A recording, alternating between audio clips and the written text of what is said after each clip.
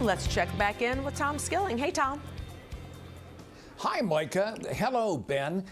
We've got some interesting imagery right here, an animation of the smoke coming off those western fires. Look how dense it is out on the west coast. But what this tells you is if we didn't have cloud cover around here, we'd have hazy skies as that smoke has come in to our area. In fact, it's made it all the way over to Norway, over in Scandinavia. And we'll show you a satellite picture of that, the smoke going across the Atlantic in just a bit. This spreads pretty quickly. Remember the snow in Denver? It was 70 degrees there today. The cool air is fading fast and the warm air building back in. We have some really hot air down to the south of us, and it's through that air mass that the moisture is northbound that's going to feed the rains that come in tomorrow. Even some claps of thunder in the midst of that too. After a day that saw a 67 at O'Hare, and that interestingly is the current temperature. We're at the day's high. That's a sign the atmosphere is growing more humid. It doesn't cool off. East-northeast winds are blowing at a far gentler pace than they were. 67 today. The range 59 at Glen Ellen, 75 at Herscher and DeMotte. We had some winds today, but only 15 to 16 miles per hour from the east. And we didn't get a peak of sun today.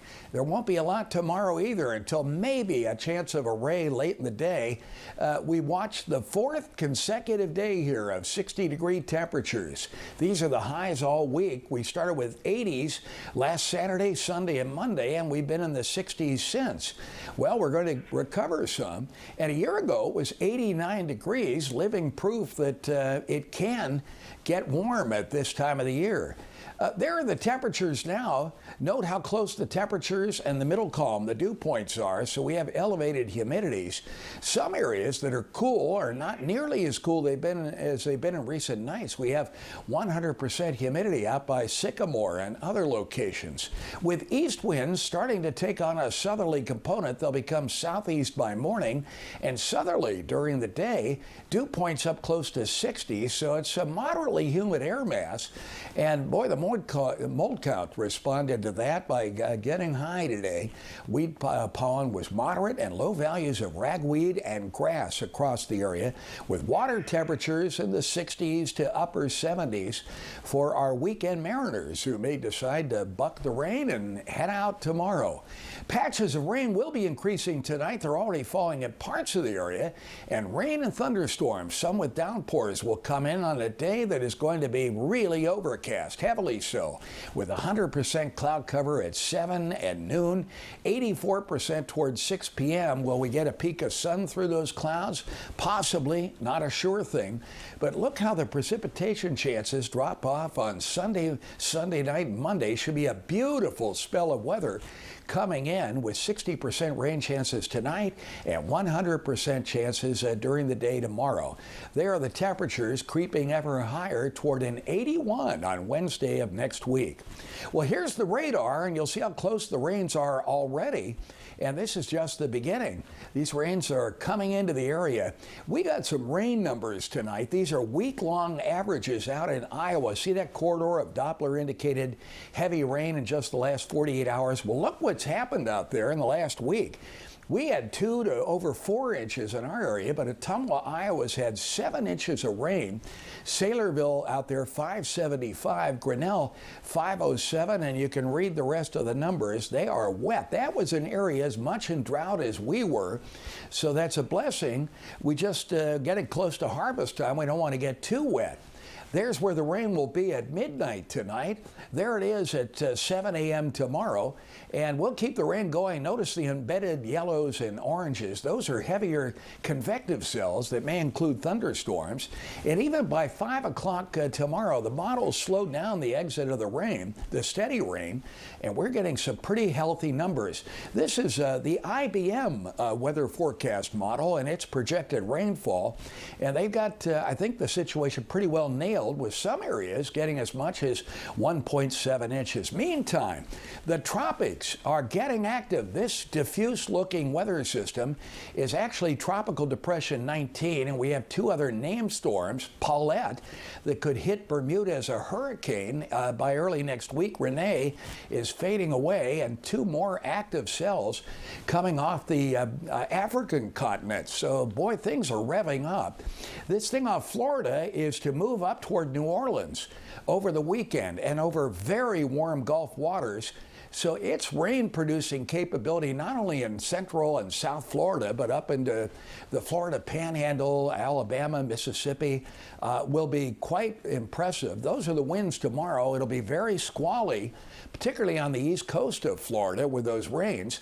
And then as this thing crosses into the Gulf and begins to spin up, we could get 70-mile-per-hour winds, which is getting awfully close to hurricane strength by the time that thing starts skirting the Gulf Coast up by the Florida Panhandle and west to New Orleans. So something to watch there. Here in Chicago, damp tonight, patchy rain.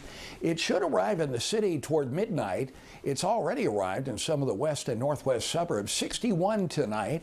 There may be some 50s, but I think they've already occurred out in the suburbs. Then rain and some thunderstorms tomorrow. Rain scatter late in the day, high 72.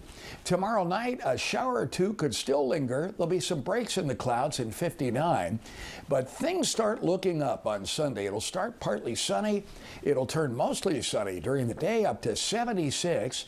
That's a seasonable temperature, and one that Micah loves. And Monday will be sunny, Tuesday sunny, 81 on Wednesday, and that's pretty nice. I think even Ben goes for this nice kind of weather. It will cool off a little later next week and warm up after that, but no extended cold spells in sight.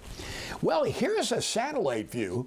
On the left side is North America. In the middle is the Atlantic Ocean. On the right side is Europe, and that whole purple area is an area of aerosols that have been detected by the satellite. That's the smoke that has come off the western fires and blown all the way over into Europe. They monitored it in Norway today, and in Poland, northern France, northern Germany. So that's getting around, and here's where it's coming from. This is Portland, Oregon, if you can see this. Scott Sinatra sent us this shot taken just after noon today. Here's Jenny Armstrong's shot. She was engulfed in smoke. She said there's a golf course and a shopping center there at Medford, Oregon. You can't see it. Russell Vick checks in driving over the river into Portland, Oregon. Look at the smoke there. Jerry Feld checks in from Napa Valley in California, near California 121. He says the air quality has been horrible. And here's a fella Laura Young saw on her nature walk, an eastern tiger swallowtail. We saw one of those yesterday. They seem to like to get on the show here because they know Micah loves them. And finally, Renee Orlandi spotted this fella in the grass, apparently out there waiting for the rain to occur. All the little critters. He'll be for one me. of the few people. All for you, Micah. I'll tell you, and our viewers respond beautifully, knowing you love them. Anyway, guys, happy Friday. I'll see you next hour.